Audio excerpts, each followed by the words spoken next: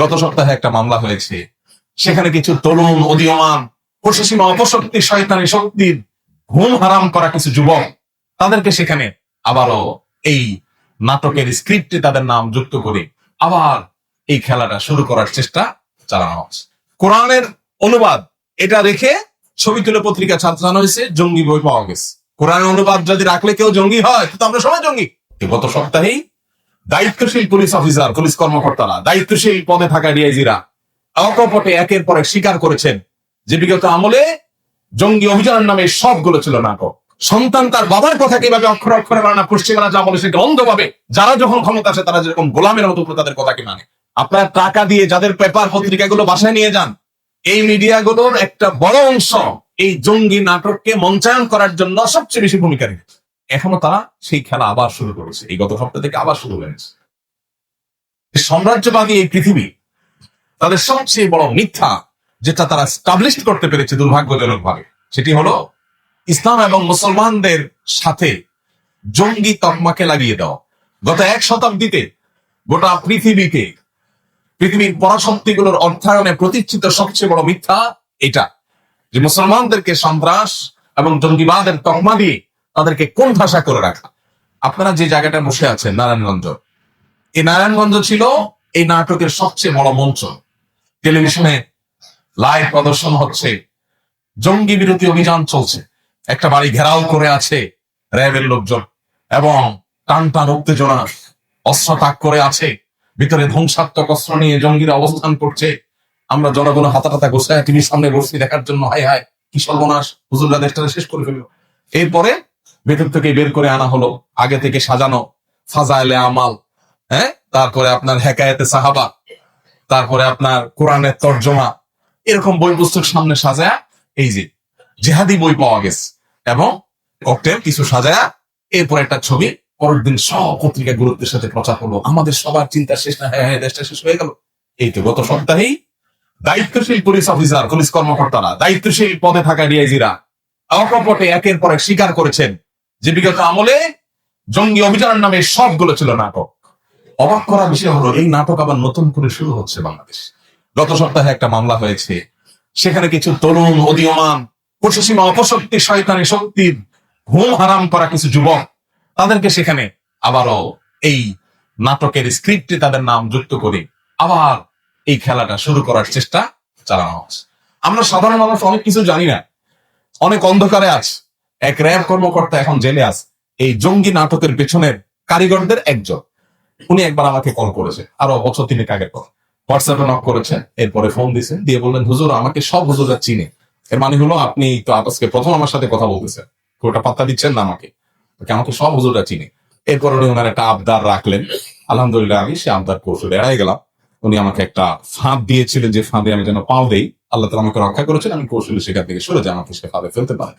আমরা অনেকে জানি না আমাদের ট্যাক্সের টাকায় জঙ্গি দমনের নামে কমপক্ষে 15 থেকে 20টা, 15টার নিচে না, আমি এক্সাক্ট ফিগারটা বলতে পারছি না, 15 থেকে 20টা অথরিটি বাংলাদেশে আছে, আইন শৃঙ্খলা রক্ষাকারী বাহিনীগুলো এবং বিভিন্ন এজেন্সিগুলোর বিভিন্ন টিম উইং আছে। 15 থেকে 20টা উইং কিসের জন্য?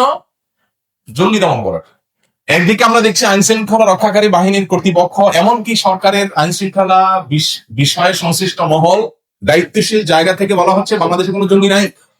আমাদের পার্শ্ববর্তী দেশগুলোতে যে পরিমাণ হামলা হয়, সন্ত্রাসী হামলা যেটাকে বলেন আপনার, এই টাইপের হামলা হয়, মসজিদে হামলা, জানাজাতে হামলা, ধর্মীয় প্রতিষ্ঠানে হামলা, এই এক হামলা 50 জন মারা গেছে, 200 জন মারা গেছে। বাংলাদেশে এরকম হামলা কয়বার হয়েছে কি বলেন? যে মসজিদে জুমার নামাজে হামলা হয়ে 200 মানুষ মারা গেছে, শুনছেন কখনো? যে মাদ্রাসাগুলোতে ছাত্রদের নিজের মারামারি, বোমা হামলা, এটা হয়ে 200 ছাত্র নিহত হয়ে গেছে, আহত হয়ে গেছে, শুনছেন কখন? এইরকম একটা শান্তিপ্রিয় ভূখণ্ড, আলেম সমাজের এরকম দায়িত্বশীল অবস্থান গোটা পৃথিবীতে বিরল, যেটা বাংলাদেশে আছে।